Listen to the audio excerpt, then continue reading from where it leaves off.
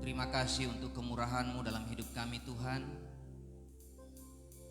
Terima kasih untuk semua kebaikan-Mu dalam hidup kami. Terima kasih buat semua berkat-berkat-Mu dalam hidup kami.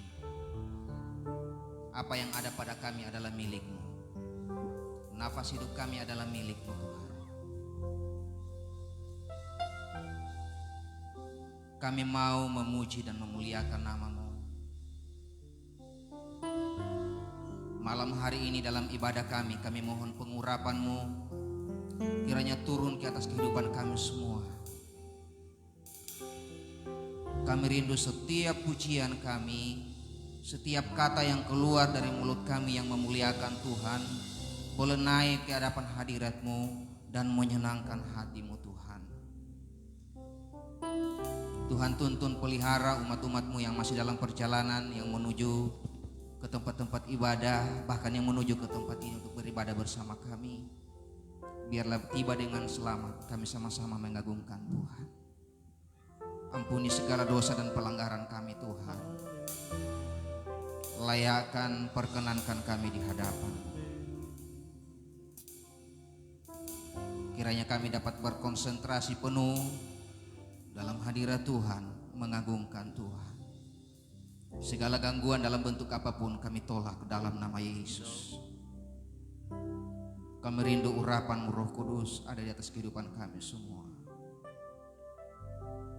Urapi seluruh alat-alat yang kami gunakan malam hari ini dalam ibadah kami. Terpuji nama-Mu Bapa yang baik.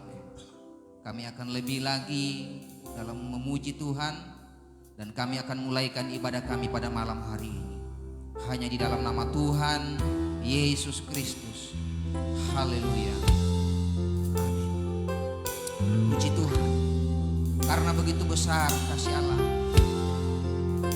Dia telah menyelamatkan hidup kita. Kita sama-sama bangkit berdiri, kita angkat pujian ini. Betapa besar kasih-Mu Allah.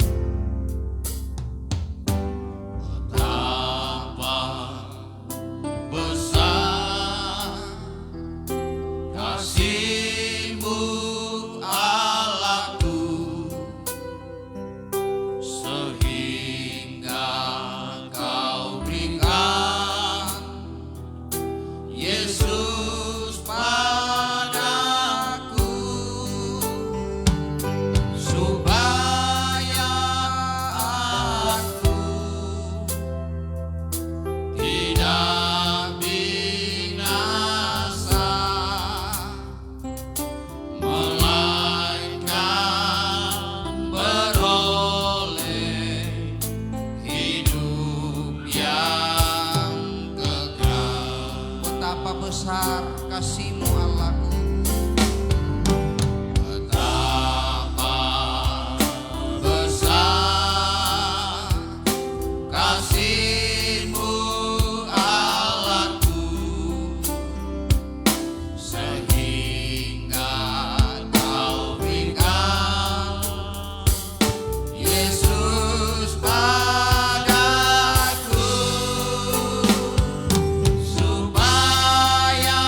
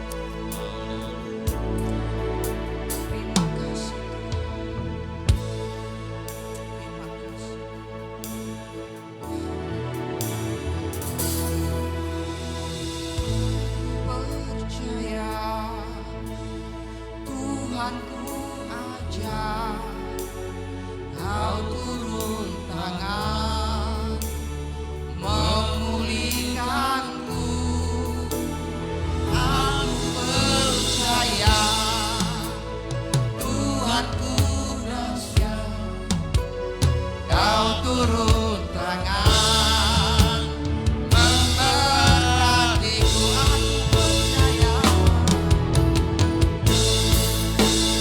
Tuhanku ajar, Kau turun tangan memulihkanku. Aku percaya ya Tuhanku dahsyat, Kau turun tangan memberkatiku. Dari awal kita nyanyikan pujian ini, tiada yang seperti Tuhan Yesus. Amin, haleluya. Begitu mengasihiku, ya Tuhan sanggup menjawab semua seru doaku. Tiada yang seperti Engkau, begitu mengasihiku. Kau Tuhan sanggup melawan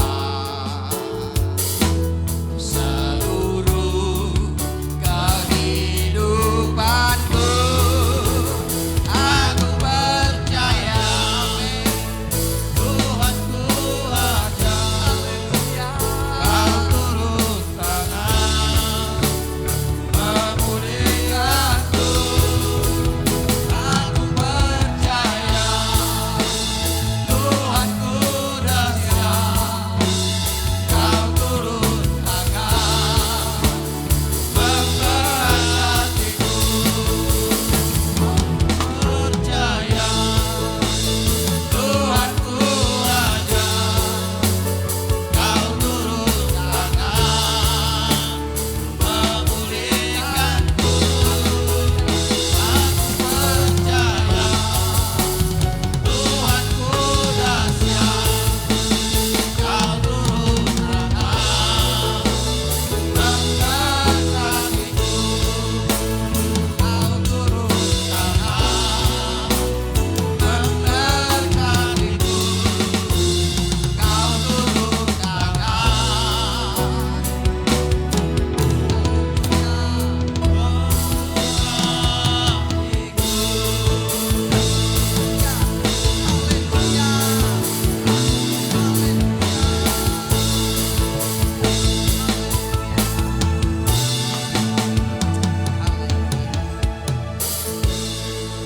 Aku percaya Tuhan, Engkau Allah sanggup memulihkan kehidupan kami. Engkau Allah sanggup memberkati kehidupan kami. Amin. Engkau Allah sanggup menyembuhkan segala penyakit kami. Amin. Karena lebih dari semuanya itu, Engkau Tuhan Yesus yang telah menyelamatkan hidup kami. Terima kasih. Terima kasih Bapa yang baik. Segala puji syukur hanya bagi-Mu. Kami mau lebih lagi memuji dan memuliakan nama-Mu Tuhan. Hanya di dalam nama Tuhan Yesus Kristus, Tuhan dan Juru Selamat kami. Haleluya. Amin. Puji Tuhan. Bapak Ibu silakan duduk kembali. Haleluya.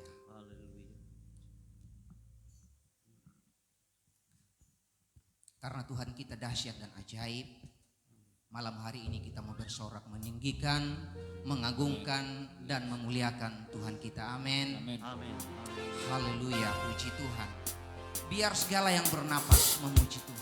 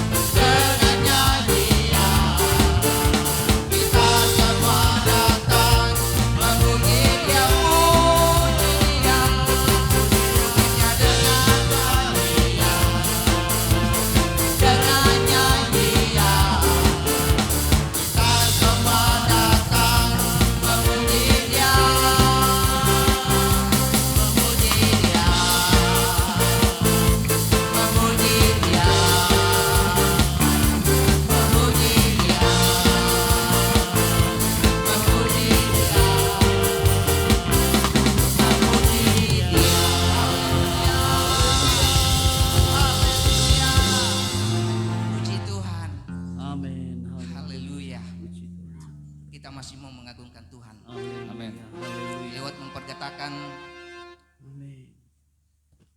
puji-pujian kita.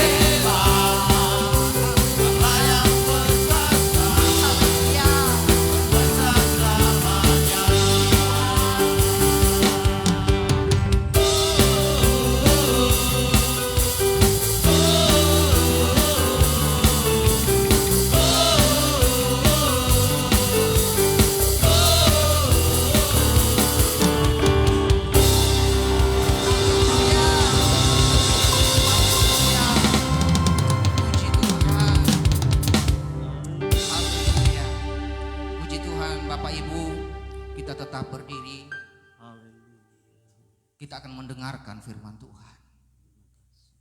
Firman Tuhan adalah makanan rohani kita. Haleluya. Firman Tuhan yang akan memberi kita kekuatan. Haleluya. Puji Tuhan. Nyatakan kepada Tuhan kerinduan kita. Haleluya. Puji Tuhan.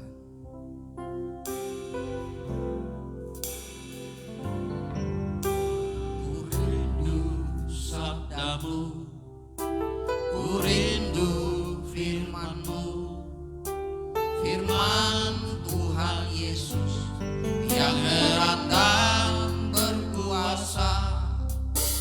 Berfirmanlah Tuhan oleh kuasa Roh-Mu, kepadamu kami berserah.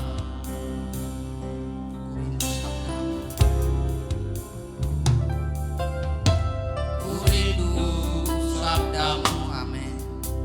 Ku rindu firman-Mu, firman Tuhan Yesus yang heran dan berkuasa. Berfirmanlah Tuhan oleh kuasa Roh-Mu, kepadamu kami berserah. Berfirmanlah, berfirmanlah Tuhan. Roh Kudus urapi hamba-Mu. Berfirmanlah, berfirmanlah Tuhan. Ku rindu menikmati sabda-Mu. Berfirmanlah, berfirmanlah, berfirmanlah Tuhan. Roh Kudus urapi hamba-Mu. Berfirmanlah, berfirmanlah Tuhan. Ku rindu menikmati sabda-Mu. Berfirmanlah, berfirmanlah Tuhan. Roh Kudus urapi hamba-Mu. Berfirmanlah, berfirmanlah Tuhan. Ku rindu menikmati sabda-Mu. Sekali lagi kami serahkan kepada hamba Tuhan yang akan menyampaikan firman Tuhan. Berfirmanlah sabda-Mu, ku rindu firman-Mu, firman Tuhan Yesus yang heran dan berkuasa. Berfirmanlah Tuhan oleh kuasa Roh-Mu, kepadamu kami berfirmanlah, berfirmanlah Tuhan. Roh Kudus urapi hamba-Mu. Berfirmanlah, berfirmanlah Tuhan. Ku rindu menikmati sabda-Mu. Ku rindu menikmati sabda-Mu. Ku rindu menikmati sabda-Mu.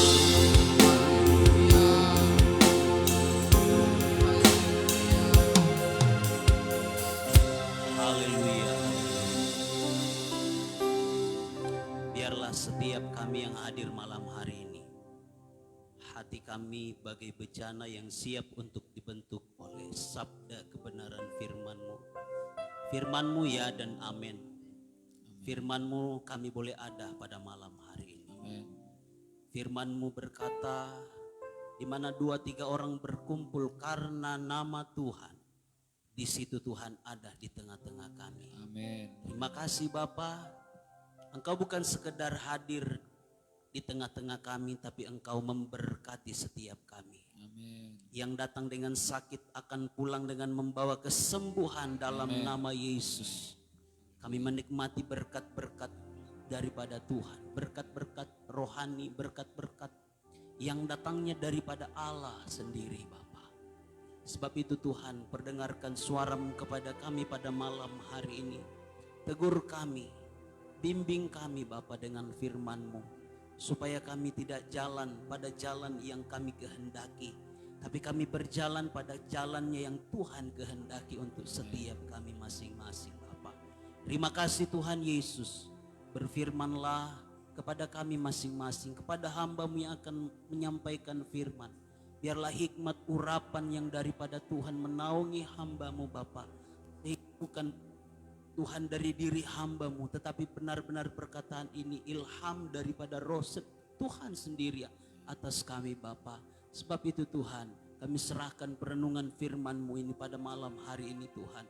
Bekerjalah dengan seluas-luasnya dalam kehidupan kami. Setiap hati, tanah yang kering Tuhan, lembutkan, gemburkan dengan kuasa-Mu Bapa. Sehingga firman itu sanggup untuk bertumbuh dan akan menghasilkan buah-buah. Terima kasih Bapa yang baik. Hamba-hamba-Mu yang sudah memimpin kami dalam penyembahan pada malam hari ini. Tuhan terus memperlengkapi dan memberkati mereka Bapa.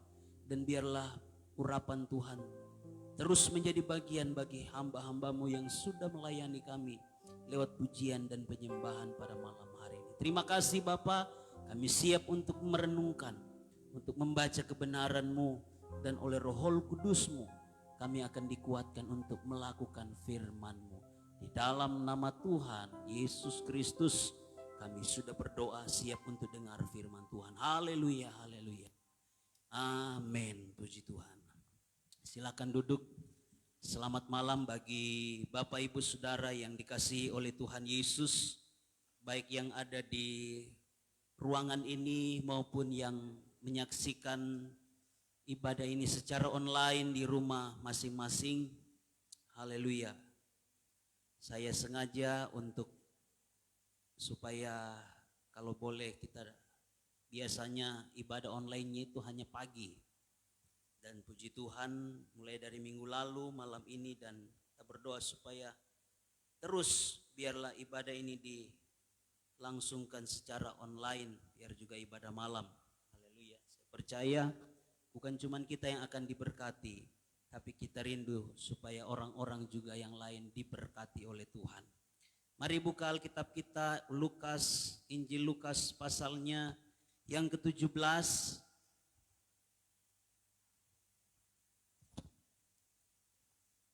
Minggu lalu juga dalam ibadah pagi Injil Lukas pasal 17.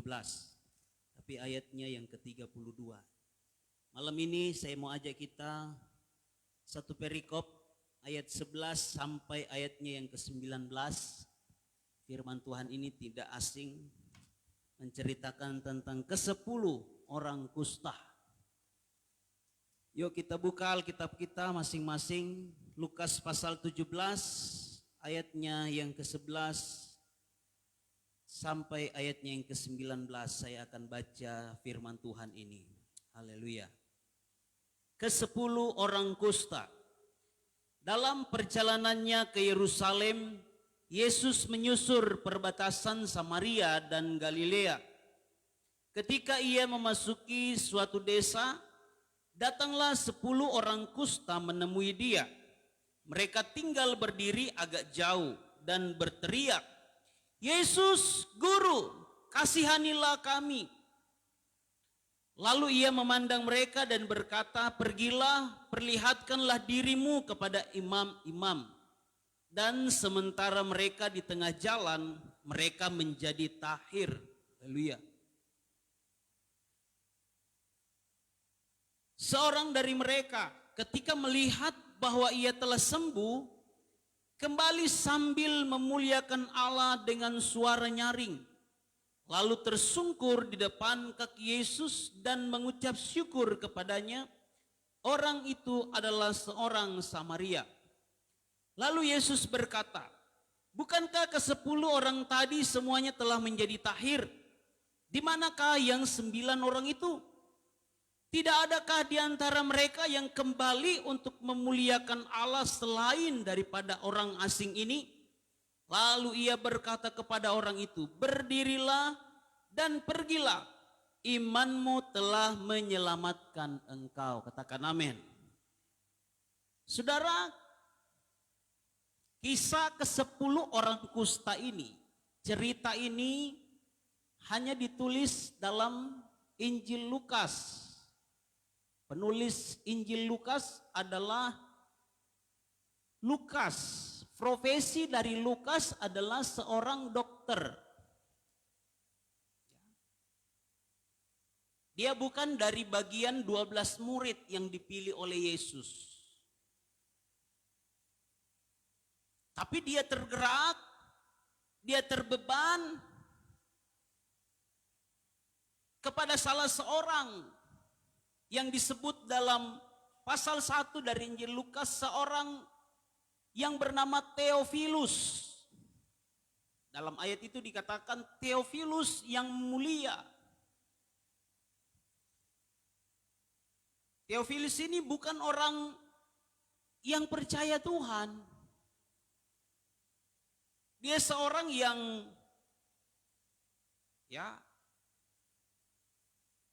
beragama lain. Apakah dia orang Yahudi atau dia orang Roma? Tapi Lukas rindu supaya kisah tentang Yesus, supaya perbuatan-perbuatan Yesus, supaya mujizat-mujizat yang Yesus lakukan itu boleh dibaca oleh Theophilus.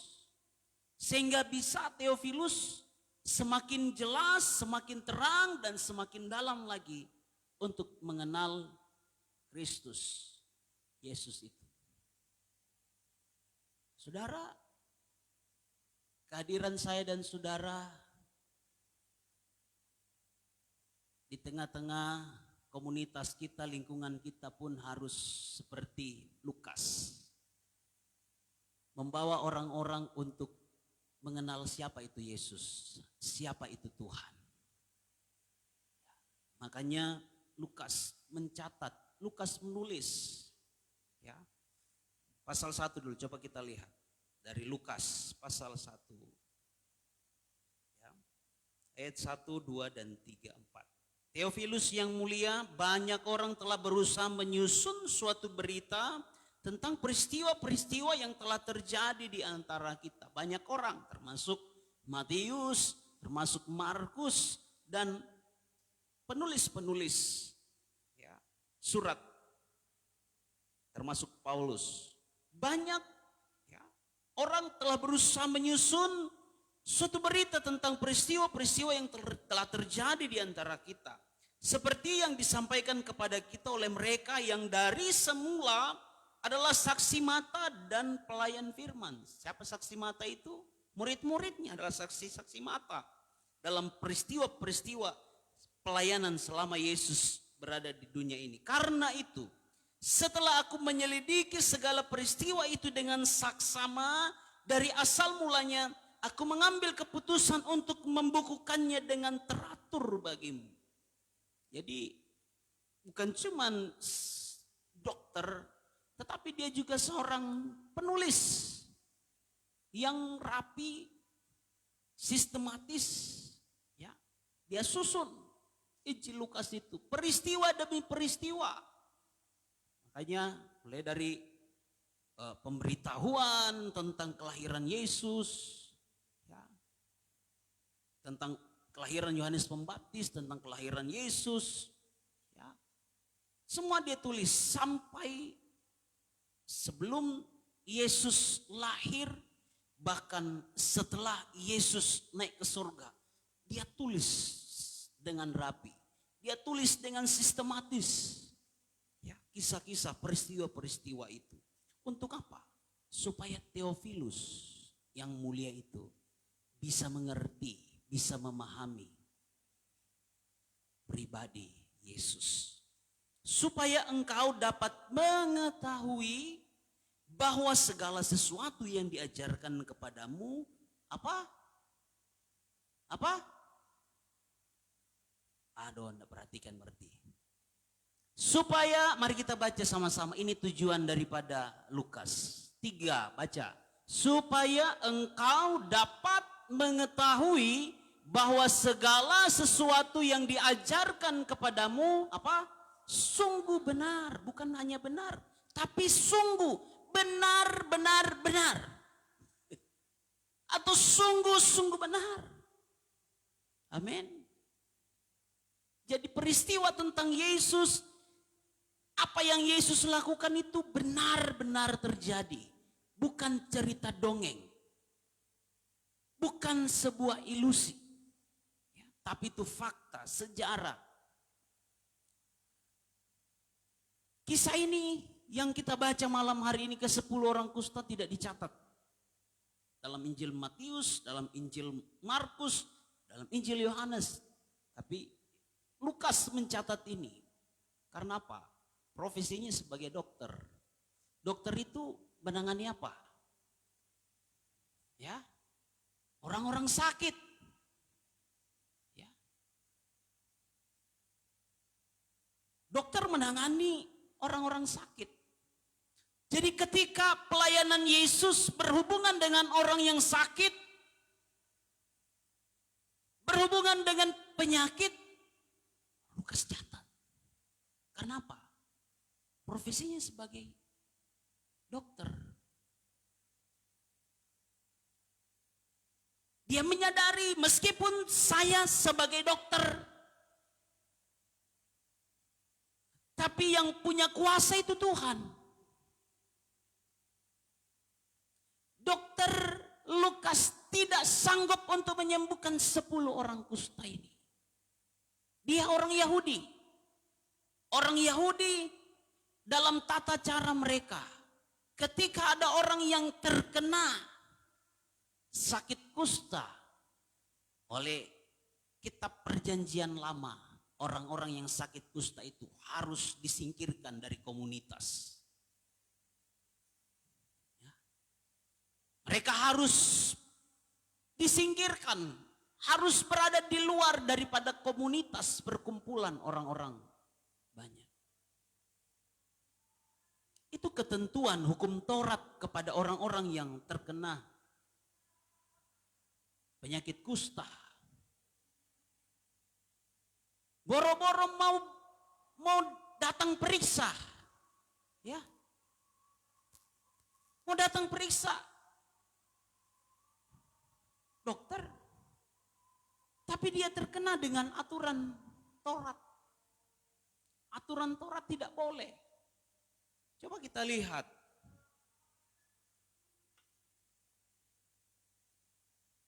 Imamat pasal 14.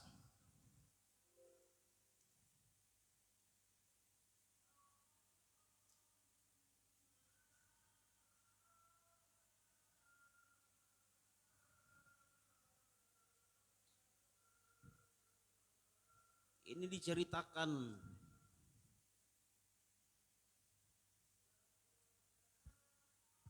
tentang orang-orang yang sakit kusta. Tuhan berfirman kepada Musa, inilah yang harus menjadi hukum tentang orang yang sakit kusta pada hari pentahirannya. Ia harus dibawa kepada imam. Pasal 13, ya ini tentang penyakit kusta ya. Coba kita lihat pasal yang ke-13. Ini tadi berbicara tentang pentahiran. Setelah mereka dinyatakan sembuh oleh imam-imam. Penyakit kusta. Tuhan berfirman kepada Musa dan Harun, apabila pada kulit badan seseorang ada bengkak atau bintil-bintil atau panau, ya, ada yang panu di sini, yang mungkin menjadi penyakit kusta pada kulitnya, ia harus dibawa kepada Imam Harun. atau kepada salah seorang dari antara anak-anaknya, imam-imam itu. Imam harus memeriksa penyakit pada kulit itu. Dan kalau bulu di tempat penyakit itu sudah berubah menjadi putih, jadi kalau di panu tadi, bulu di panu itu sudah berubah jadi putih yang biasanya hitam. Ya, kalau berubah jadi putih, kita lihat ketentuannya. Dan penyakit itu kelihatan lebih dalam dari kulit, jadi dia agak ke dalam. Maka itu penyakit kusta. Kalau imam melihat itu, haruslah ia menyatakan orang itu apa? Najis. Jadi orang yang kena penyakit kusta, divonis oleh imam, dia terkena penyakit kusta, maka dia divonis sebagai orang yang najis. Dia dikatakan najis. Ya. Tetapi jikalau ada pada kulitnya itu hanya pano putih dan tidak kelihatan lebih dalam dari kulit dan bulunya tidak berubah menjadi putih, imam harus mengurung orang itu 7 hari lamanya. Pada hari yang ke-7 haruslah imam memeriksa dia. Bila menurut penglihatannya penyakit itu masih tetap dan tidak meluas pada kulit, imam harus mengurung dia 7 hari lagi untuk kedua kalinya. Kemudian pada hari yang ke-7 haruslah imam memeriksa dia untuk kedua kalinya. Bila penyakit itu menjadi pudar dan tidak meluas pada kulit, imam harus menyatakan dia tahir. Itu hanya bintil-bintil. Orang itu harus mencuci pakaiannya dan ia menjadi tahir. Tetapi kalau bintil-bintil itu memang meluas pada kulitnya, kulit sesudah ia minta diperiksa oleh imam untuk dinyatakan tahir, haruslah ia minta diperiksa untuk kedua kalinya. Kalau menurut pemeriksaan imam bintil-bintil itu meluas pada kulit, imam harus menyatakan dia najis. Itu penyakit kusta dan seterusnya. Pada ayat-ayat ini saudara akan temukan mereka harus disingkirkan, ya. Ketika dia sudah ditentukan penyakit kusta, dia dinyatakan najis dan harus disingkirkan. Kalau dia berjalan dan tiba-tiba bertemu dengan seseorang, dia harus berkata najis, najis. Supaya apa? Supaya orang yang lihat dia ketemu dengan dia cepat-cepat lari, cepat-cepat meninggalkan dia. Dan saudara, bagaimana perasaan orang yang divonis menderita penyakit kusta? Saya mau ajak kita untuk renungkan. Kira-kira posisi saudara, posisi kita ketika berada di bagian orang yang penyakit kusta ini, bagaimana perasaan saudara?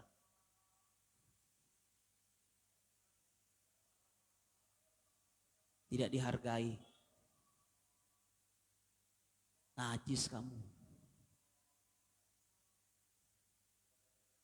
Di mata orang kita orang paling berdosa. Najis, kamu tidak layak. Bayangkan saudara, kalau ketemu dengan orang harus teriak najis. Najis, supaya apa? Orang tahu. Oh dia itu najis, dia itu sakit kusta. Orang menyingkir.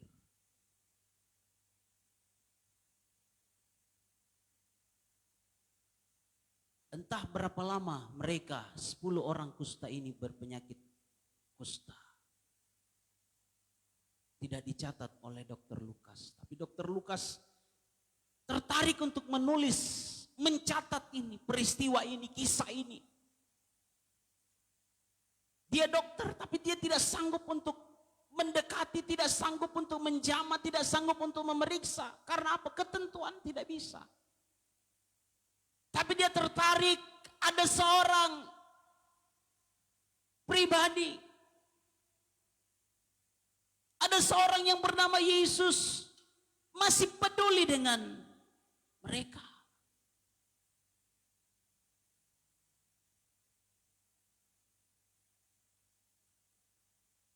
Ini sangat menarik bagi Lukas sehingga dia perlu menulis. Nah saudara, kita boleh melihat di sini. Ada 10 orang kusta. Mereka berteriak. Ya.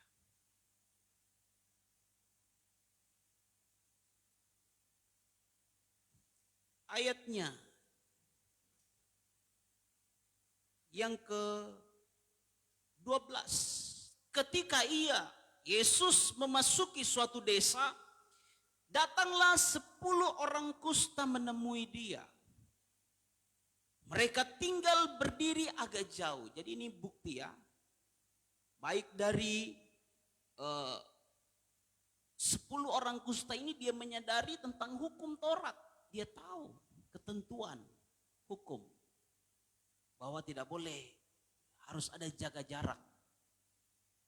Jadi jaga jarak itu bukan nanti ada COVID. Jaga jarak itu sudah. Zaman Yesus sudah ada jaga jarak. Ya. Kalau sekarang orang COVID ya harus jaga jarak. Sampai-sampai harus pakai masker, sudah pakai masker lagi, pakai face shield lagi. Sudah pakai face shield lagi. Ya. Taruh lagi apa itu? Plastik bening. Waduh. Masing-masing orang memproteksi dirinya ya supaya tidak terpapar dari COVID. Nah saudara, mereka berdiri agak jauh. Kalau saudara baca di dalam pasal 15, bagaimana ada juga peristiwa Yesus menyembuhkan orang yang sakit kusta. Ya. Kalau dalam pasal itu diceritakan bahwa Yesus bersentuhan langsung dengan orang yang berpenyakit kusta. Yesus mau menunjukkan kepada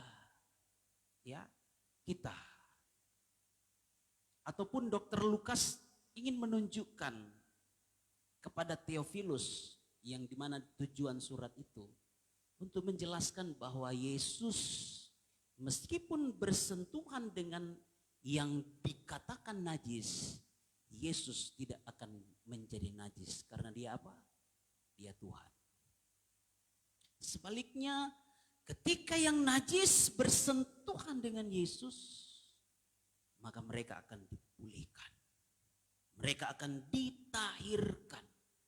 Sebab itu saya mau katakan, kalau saudara melakukan dosa, kalau saudara masih hidup di dalam ikatan dosa, jangan saudara lari daripada Tuhan. Sebaliknya yang kita lakukan adalah mendekat, datang kepada Tuhan. Amin. Banyak orang merasa diri dia najis, saya berdosa. Tapi dia meninggalkan Tuhan, dia meninggalkan persekutuan. Buat apa? Saya mau katakan kepada kita, kalau kita melakukan dosa, kita sudah berdoa, jatuh lagi, berdoa, jatuh lagi. Dekat dengan Tuhan, amin. Datang kepada Tuhan. Karena hanya Tuhanlah yang sanggup untuk mengubah karakter kita, mengubah sifat kita. Dari orang yang senangnya berbuat dosa. Saudara, kemarin saya lihat kesaksian ya di YouTube. Perempuan, saudara bisa lihat di YouTube itu, PSK bertobat. Luar biasa, Tuhan pulihkan dia. Dia dari seberang. Pacarnya dari Kristen, laki-laki. Ya. Mereka kumpul kebo. Ya. Mereka pacarnya ini dia preman, dia seorang yang jahat, dia pembunuh, dia pokoknya melakukan kejahatan-kejahatan dan itu bertahun-tahun dia lakukan. Dan pekerjaan dari perempuan ini, ya maaf dia menjual diri, bukan cuma di tempatnya, dia datang ke pulau Bali, dia datang ke Jakarta dan di berbagai tempat. Dia melakukan itu sampai pada satu titik suaminya dijamah oleh Tuhan. Suaminya dijamah oleh Tuhan. Dan ketika suaminya dijamah, diubahkan oleh Tuhan, ya, dia dipulihkan oleh Tuhan, suaminya. Tapi istrinya, satu kali suaminya datang berdoa. Ya. Dia berdoa, dia doakan istrinya lagi tidur. Istrinya sadar, enggak usah, jangan kau doakan saya. Kamu yang justru jerumuskan saya. Ternyata suaminya yang bawa dia kepada perbuatan seks. Tapi singkat cerita, suaminya terus berdoa, Akhirnya istrinya ini dipulihkan oleh Tuhan. Dia berjumpa dengan Tuhan secara pribadi. Saudara, di TikTok ketika dia live, ya, pelayanan mereka saat ini pelayanan penjangkauan preman-preman di Manado, di Sulut. Ya. Di Manado dia melayani orang anak-anak jalanan, melayani preman-preman, dan puji Tuhan, pelayanan mereka diberkati oleh Tuhan. Ya. Banyak anak-anak yang dipulihkan oleh Tuhan. Di TikTok ada yang komen ketika dia live di TikToknya, ada yang komen, kamu itu berjumpa dengan jin. Ya, dengan jin katanya. Ya, karena ketika dia masuk gereja tidak ada perubahan, tapi ketika dia keluar dari gereja, di depan pintu gereja keluar itu, justru dia lihat cahaya yang terang. Matanya tidak sanggup untuk melihat dan dia dibawa keluar dari ruangan itu dan dia berada. Yesus katakan, coba lihat ke atas, ke langit. Dia lihat ke langit dan Tuhan tunjukkan dia perbuatannya yang jahat itu. Narkoba, seks. Tuhan tunjukkan satu persatu. Dia sendiri merasa diri tidak layak, berdosa. Akhirnya dia dipulihkan oleh Tuhan. Mereka sekeluarga ini sekarang melayani. Saudara, saya katakan tadi di TikTok dia live dan orang berkata kesaksiannya dia berjumpa dengan Yesus, tapi orang bilang itu kau bertemu dengan jin. Ya. Dia saksikan, dia katakan, kalau saya bertemu dengan jin tidak mungkin saya berubah, tidak mungkin saya bertobat. Dia seorang perokok, dia seorang pelaku seks, dia seorang pemakai narkoba. Tapi karena dia berjumpa dengan Yesus, maka perbuatannya, sikapnya, karakternya pun diubahkan oleh Tuhan.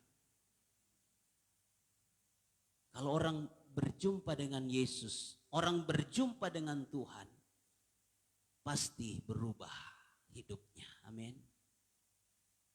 Kalau orang berjumpa dengan Tuhan, pasti ada perubahan. Nah, kita lihat. Ketika ke-10 orang kusta ini berjumpa dengan Tuhan, mereka berteriak, Yesus, Guru, kasihanilah kami. Tidak spesifik mereka minta sembuhkan kami dari penyakit kusta. Tapi mereka berteriak, Yesus, Guru, kasihani kami. Tapi Yesus tahu keadaan mereka. Yesus tahu keadaan mereka. Yesus berkata, perlihatkan dirimu kepada imam-imam. Sangat menarik. Yesus berkata, lihat. Coba kita lihat. Ayat 13. Dan berteriak, Yesus Guru, kasihanilah kami. Lalu ia memandang mereka dan berkata, pergilah, perlihatkanlah dirimu kepada imam-imam. Tuhan suruh, pergi perlihatkan dirimu kepada imam-imam. Nah, ketentuan dalam Imamat pasal 14 tadi. Orang yang datang kepada imam adalah orang yang sudah tahir, sudah sembuh. Tapi sangat menarik di sini. Meskipun mereka belum sembuh, tapi ketika Tuhan perintahkan kepada mereka, pergi perlihatkan dirimu kepada imam-imam. Mereka berjalan, saudara. Padahal ketentuan imamat, orang yang sudah dipulihkan dari penyakit itu baru bisa datang kepada imam. Tapi sangat menarik. Mereka belum disembuhkan oleh Tuhan, tapi sudah datang perlihatkan diri mereka kepada imam. Dan ajaibnya apa? Belum berjumpa dengan imam, mereka sudah sembuh. Coba baca. Dan sementara mereka di tengah jalan, mereka menjadi tahir. Mereka menjadi tahir, mereka sudah disembuhkan oleh Tuhan. Karena apa? Ada tindakan. Bisa saja mereka berpikir, saya kan belum pulih, buat apa saya pergi kepada imam? Itu bisa menjadi alasan. Tapi apa yang Yesus katakan mereka lakukan? Mereka dengan taat pergi. Dan benar, ketika mereka dalam perjalanan pergi kepada imam, mereka sudah dipulihkan, mereka sudah ditahirkan oleh Tuhan. Karena apa? Iman mereka mengandung ketaatan. Saudara, yang aneh, mari kita lihat ayat ini selanjutnya. Seorang dari mereka ketika melihat bahwa ia telah sembuh, kembali sambil memuliakan Allah dengan suara nyaring. 10 orang pergi menghadapkan diri mereka kepada imam. Di tengah jalan mereka sudah mengalami kesembuhan, mereka sudah dipulihkan. Hore, puji Tuhan, haleluya. Kalau sekarang punya 9 lanjut, 1 kembali. Ini yang kita mau pelajari pada malam hari ini tentang ucapan syukur. Ucapan syukur adalah ungkapan terima kasih untuk memuliakan Allah. Orang ini datang memuliakan Allah. Orang ini datang berterima kasih kepada Tuhan. Karena sudah disembuhkan oleh Tuhan. Karena sudah dipulihkan oleh Tuhan. Dan anehnya lagi, Alkitab mencatat orang ini bukan orang Yahudi. Tapi dia adalah orang apa? Samaria. Orang Samaria. Bagi kalangan orang Yahudi, mereka tidak layak. Mereka adalah orang-orang yang disingkirkan. Saudara lihat ketika Yesus berjumpa dengan perempuan Samaria, murid-muridnya ketika melihat Yesus berbicara, bercakap-cakap dengan perempuan Samaria, murid-muridnya lihat, apa dia tidak tahu ini kalau itu yang dia temani bicara itu orang Samaria. Tuhan tahu. Tapi Tuhan peduli dengan orang-orang. Alkitab mencatat, aku datang bukan untuk orang yang benar. Tapi aku datang untuk orang yang tidak benar. Aku datang untuk orang yang berdosa. Ya, kedatangan Yesus pada kali yang pertama, dia datang untuk orang berdosa. Supaya orang berdosa itu dipulihkan oleh Tuhan. Supaya orang berdosa itu dilayakkan oleh Tuhan. Supaya orang berdosa itu meninggalkan perbuatan-perbuatan yang jahat. Ya. Memuliakan Allah. Ucapan syukur adalah tindakan ucapan terima kasih dengan memuliakan Allah. Saudara, banyak kali kita tidak mengucap syukur. Banyak orang Kristen yang seperti 9 orang ini. Lupa untuk bersyukur, lupa untuk berterima kasih kepada Tuhan, lupa untuk memuliakan Tuhan dalam hidupnya. Padahal sudah ditolong oleh Tuhan. Padahal sudah diberkati oleh Tuhan. Tidak mau datang ibadah. Tidak mau peduli dengan persekutuan-persekutuan. Dilengkapi lagi dengan COVID-19. Harus ibadah di rumah.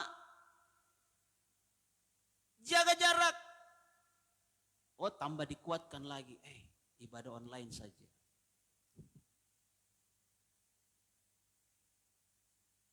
Haleluya. Ucapan syukur, ucapan terima kasih kita kepada Tuhan untuk memuliakan akan Tuhan. Dalam Mazmur, coba saudara lihat Mazmur pasal 146 ayatnya yang kedua. Aku hendak memuliakan Tuhan selama aku hidup dan bermazmur bagi Allahku selagi aku ada. Ini ungkapan pemazmur. Aku hendak memuliakan Tuhan selama aku hidup. Artinya selama dia hidup, selama Tuhan masih berikan dia nafas, selama Tuhan masih berikan dia kesempatan waktu, dia mau hidupnya untuk memuliakan Tuhan. Haleluya. Dan kiranya saya pun belajar untuk seperti pemazmur ini. Aku mau memuliakan, aku hendak memuliakan Tuhan selama aku hidup. Jadi dalam hidupnya tidak terlewatkan untuk selalu mau memuliakan akan Tuhan. Kiranya ini menjadi bagian setiap kita umat-umat Tuhan. Kalau saudara sudah diberkati oleh Tuhan, kalau saudara sudah ditolong oleh Tuhan, teruslah mengucap syukur, memuliakan akan Tuhan, berterima kasih kepada Tuhan. Yang kedua, ucapan syukur harus disertai dengan kerendahan hati. Ayatnya yang ke-16. Lalu tersungkur di depan kaki Yesus dan mengucap syukur kepadanya. Orang itu adalah seorang Samaria. Dia tersungkur ketika dia sudah alami mujizat kesembuhan. Penyakit kustanya ditahirkan oleh Tuhan. Dia datang kepada Tuhan. Dia tersungkur kepada Tuhan. Dia berterima kasih kepada Tuhan. Dia memuliakan Tuhan dengan tersungkur.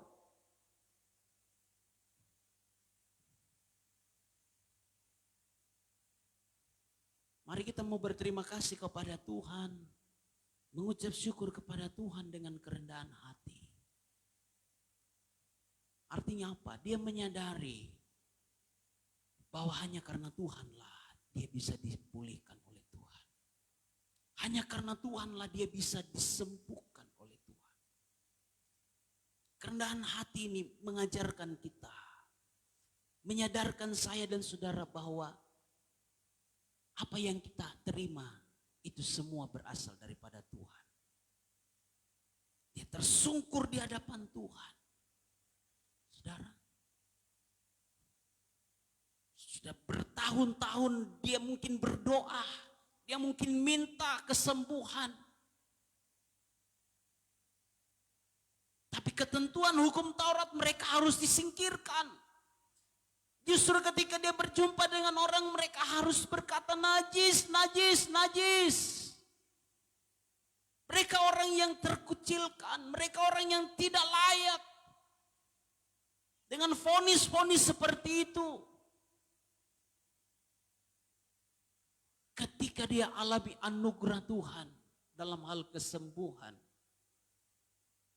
dia tersungkur di hadapan Tuhan. Saudara,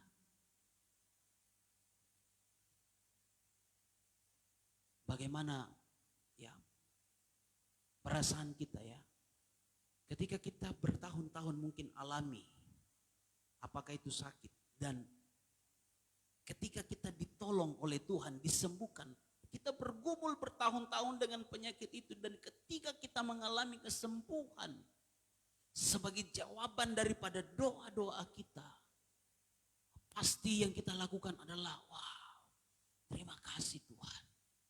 Kita sembah Tuhan, kita muliakan Tuhan dalam hidup kita. Ya. Demikian pun dengan orang Samaria ini yang disembuhkan oleh Tuhan. Dia bersyukur kepada Tuhan, dia berterima kasih sambil tersungkur, ada kerendahan hati.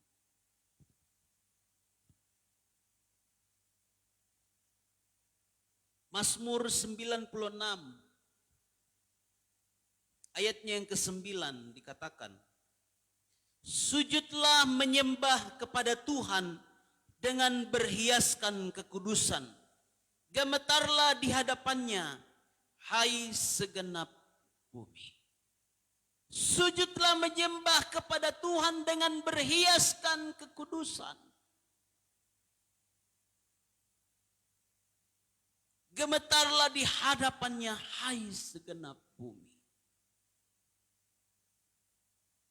Haleluya. Saudara yang sudah mengalami kebaikan Tuhan, mengucap syukurlah dan disertai dengan kerendahan hati. Kerendahan hati di sini mengajarkan kita bahwa apa yang kita dapatkan, apakah kesembuhan, apakah berkat, apakah pangkat jabatan, pekerjaan, semua prestasi, kita menyadari bahwa itu semua daripada Tuhan. Sehingga tidak ada dalam hati kita untuk sombong, tidak ada dalam hati kita untuk berbangga diri bahwa apa yang saya dapatkan itu karena kekuatan saya. Tidak.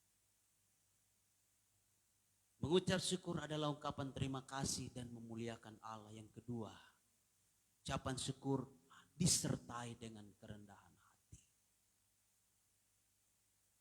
Yang terakhir,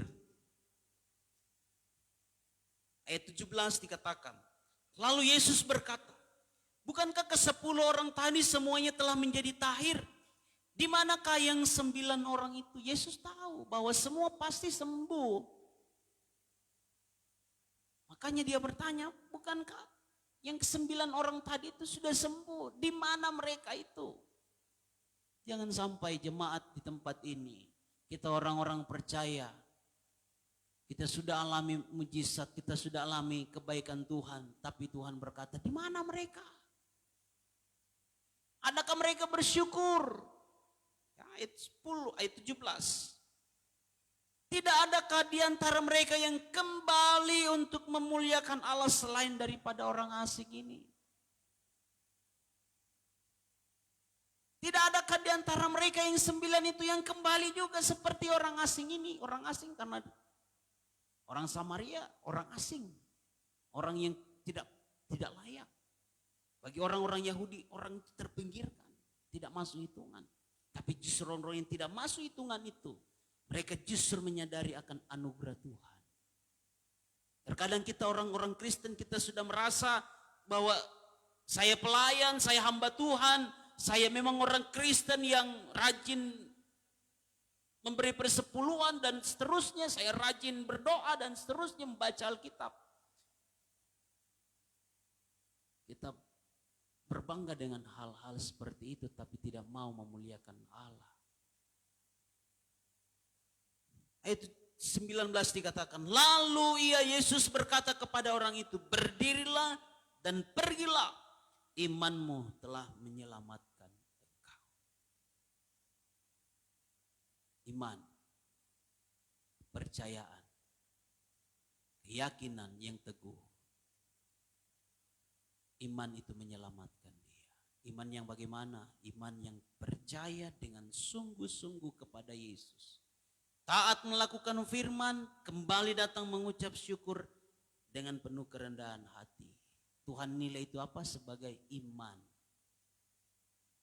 Pergilah, imanmu telah menyelamatkan engkau. Saya percaya,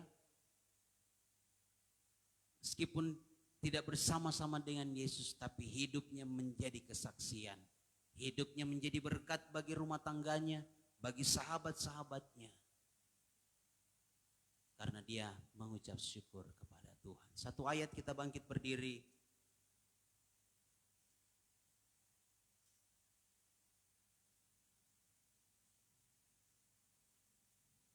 Tadi pagi sempat disentil Kolose pasalnya yang kedua. Pada ayatnya yang ke-7 ada beberapa hal di situ, ada beberapa poin. Ya. Dalam ayat 6 dikatakan kamu telah menerima Kristus Yesus Tuhan kita. Jadi kalau sudah menerima Kristus Yesus sebagai Tuhan dan Juru Selamat dalam kehidupan kita, yang harus kita lakukan dikatakan hendaklah hidupmu tetap berada di dalam Dia. Hendaklah kamu berakar di dalam Dia dan dibangun di atas Dia. Hendaklah kamu bertambah teguh dalam iman yang telah diajarkan kepadamu. Dan hendaklah hatimu melimpah dengan syukur. Jadi hati kita harus melimpah dengan ucapan syukur. Tuhan tidak senang kepada orang-orang yang suka bersungut. Tapi Tuhan senang kepada orang yang selalu mengucap syukur. Hatinya dengan limpah kepada Tuhan. Pemain musik, singers maju. Haleluya. Teruslah mengucap syukur kepada Tuhan.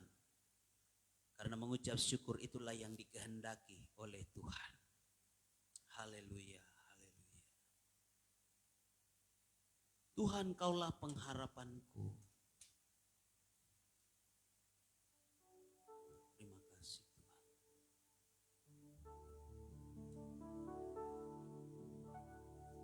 Tuhan, Kaulah pengharapanku. Ku percaya hanya kepadamu, Yesus, Kaulah perlindunganku, Engkau yang selalu kupuji. Tuhan, Kaulah pengharapanku. Tuhan, Kaulah pengharapanku.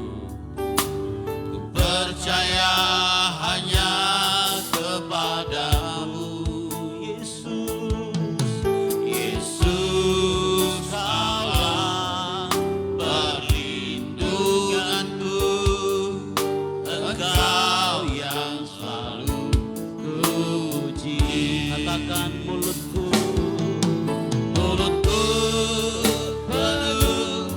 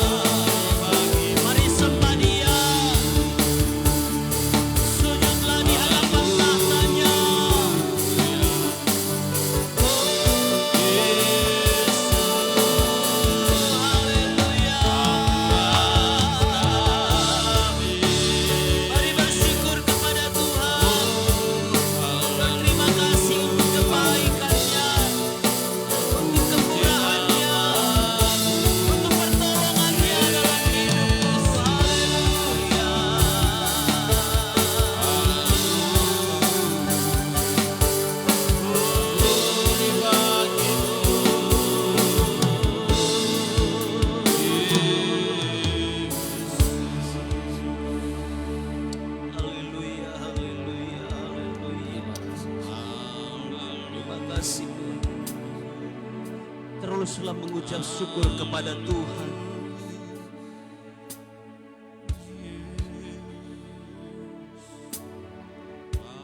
Belajarlah dari 9 orang ini. Meskipun mereka sudah mengalami mujizat, meskipun mereka sudah mengalami kesembuhan, tapi mereka lupa untuk mengucap syukur kepada Tuhan. Mereka tidak datang memuliakan Tuhan sambil mereka tersungkur di hadapan Tuhan.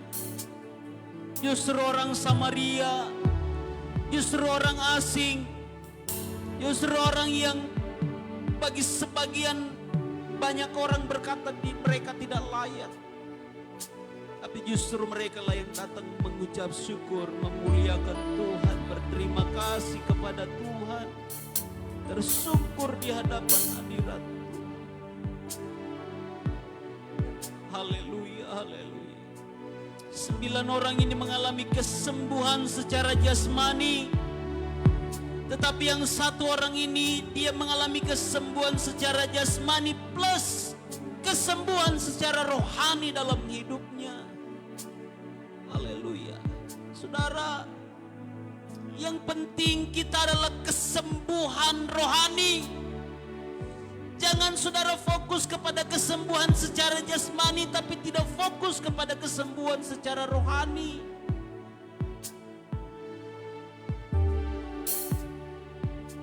Kalau Tuhan mau sembuhkan kita, puji Tuhan. Tapi kalaupun kita belum disembuhkan Tuhan, belum kelihatan ditolong oleh Tuhan, teruslah mengucap syukur kepada Tuhan. Teruslah tersungkur dengan penuh kerendahan hati di hadapan Tuhan. Bangun rohanimu kepada Tuhan, bangun persekutuanmu dengan Tuhan. Tidak selamanya juga orang mengalami mujizat kesembuhan.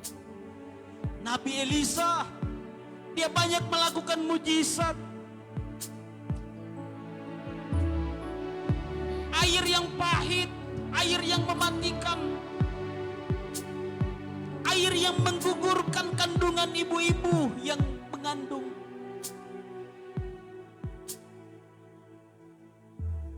Dia bisa menyehatkan air itu sehingga air itu tidak mematikan lagi. Dia membangkitkan anak seorang perempuan. Tapi saudara, tahukah kita bahwa Nabi Elisa ketika dia dipanggil oleh Tuhan, ketika dia mengakhiri hidupnya meninggal, dia ada dalam posisi sakit. Sakit. Rasul Paulus berkali-kali dia berdoa kepada Tuhan, minta kalau bisa Tuhan, Tuhan angkat duri ini di dalam daging. Ada sakit yang dialami oleh Rasul Paulus. Tapi Rasul Paulus berkata, justru dalam kelemahanlah kuasa Tuhan sempurna. Dia tidak mengalami kesembuhan sampai Paulus meninggal. Saudara, fokuslah kepada kesembuhan secara rohani, bukan kesembuhan secara fisik. Puji Tuhan kalau kita disembuhkan secara fisik, tapi lebih daripada itu, kesembuhan secara rohani. Itulah yang terutama dalam kehidupan kita. Dipulihkan rohani kita. Haleluya, haleluya. Haleluya. Teruslah mengucap syukur kepada Tuhan. Teruslah berterima kasih kepada Tuhan. Haleluya. Haleluya. Terima kasih Yesusku, buat anugerah yang Kau beri, sebab malam ini Tuhan adakan syukur. Terima kasih.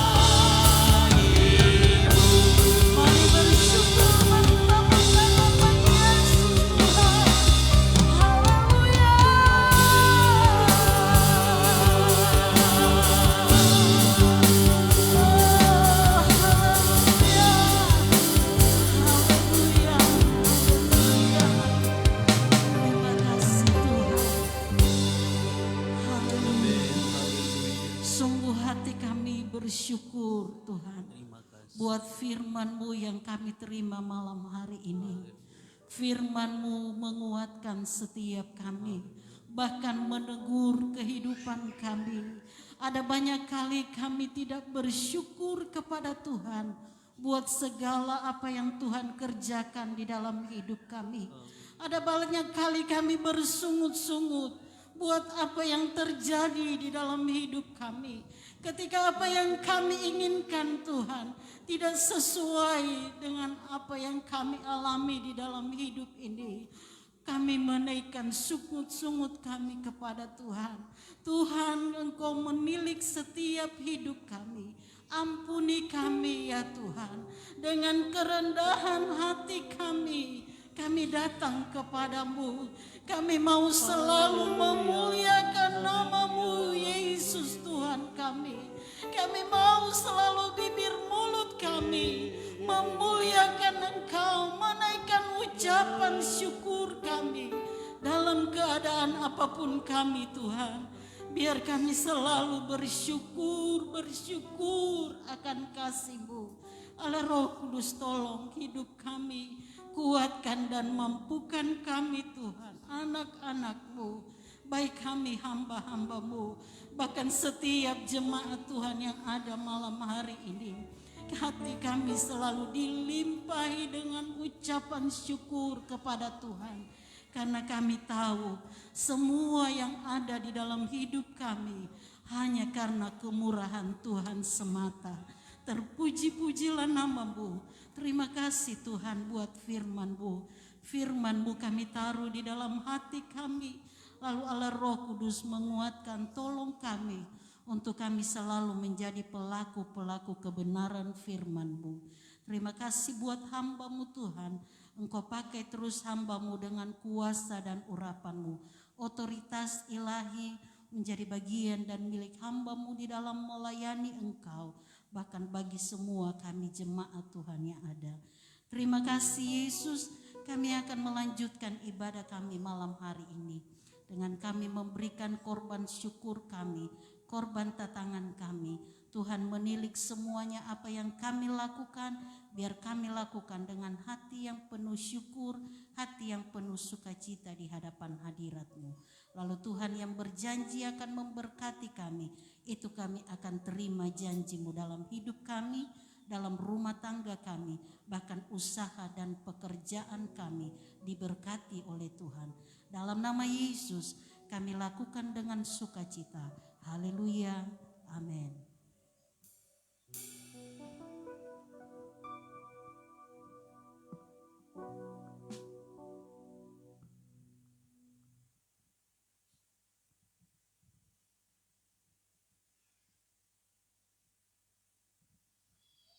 Puji Tuhan, saatnya kita akan membawa persembahan kita. Kita angkat pujian, Kaulah kuatku.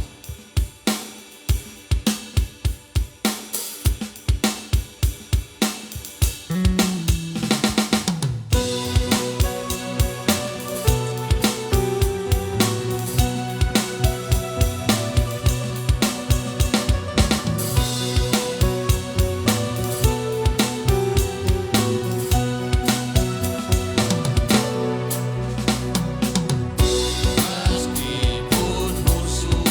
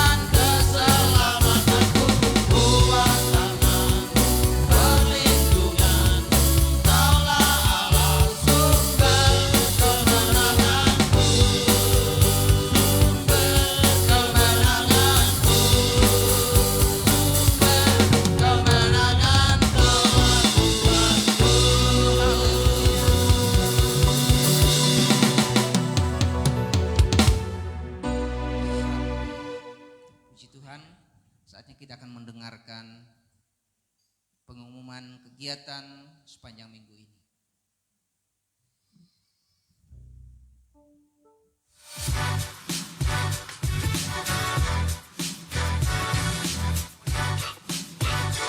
Haleluya.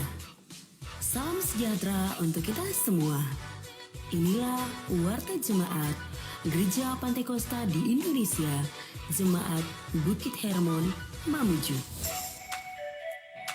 Selamat datang dan selamat beribadah kami ucapkan kepada Bapak, Ibu, Saudara-saudari. Inilah jadwal kegiatan kita selama sepekan. Hari Jumat pukul 3 sore, doa dan puasa bersama. Pukul 6:30 malam, persekutuan doa. Pukul 8 malam, latihan ibadah raya pertama. Hari Minggu, pukul 8:30 pagi, ibadah raya pertama. Dan pukul 6:30 malam, ibadah raya kedua. Inilah jadwal pelayan ibadah raya pertama, Minggu 19 Desember 2021. Pemimpin pujian Ibu Jane Esra. Musik oleh tim musik. Singers Ibu Rini Siaan dan Bapak Yonas. Rebana, Erin dan Vena. Multimedia Vanessa dan Tere. Kolektan Ibu Yohana Medi dan Ibu Herni Sondak. Aser Bapak dan Ibu Teddy Mosialo. Jadwal pelayan ibadah raya kedua. Pemimpin pujian hamba Tuhan George. Musik oleh tim musik. Singers hamba Tuhan Hepriadi dan Bapak Musa Sato. Rebana, Tere dan Clara. Multimedia Zelin. Kolektan Ibu Desi Musa dan Ibu Rita. Aser Bapak dan Ibu Hendy. Selamat ulang tahun kami ucapkan kepada Bapak, Ibu, Saudara-saudari yang berulang tahun di sepanjang minggu ini. Kiranya diberikannya kepadamu apa yang kau kehendaki dan dibuatnya berhasil apa yang kau rancangkan. Tuhan Yesus memberkati.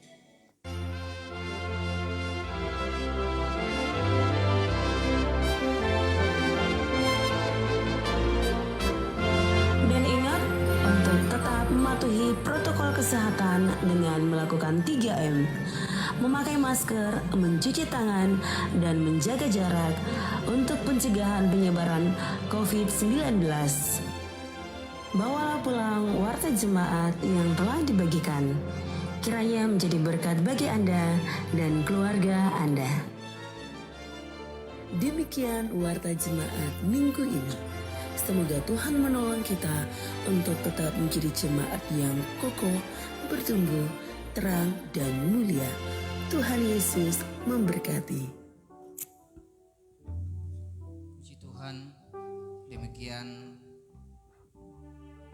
warta sepekan. Tuhan Yesus menolong kita sepanjang minggu ini.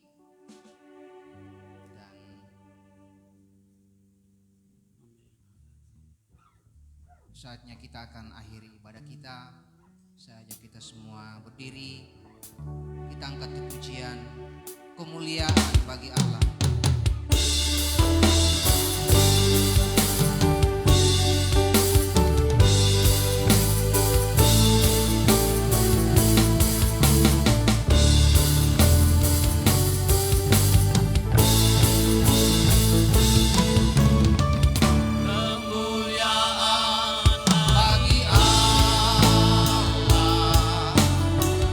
Di tempat yang maha tinggi.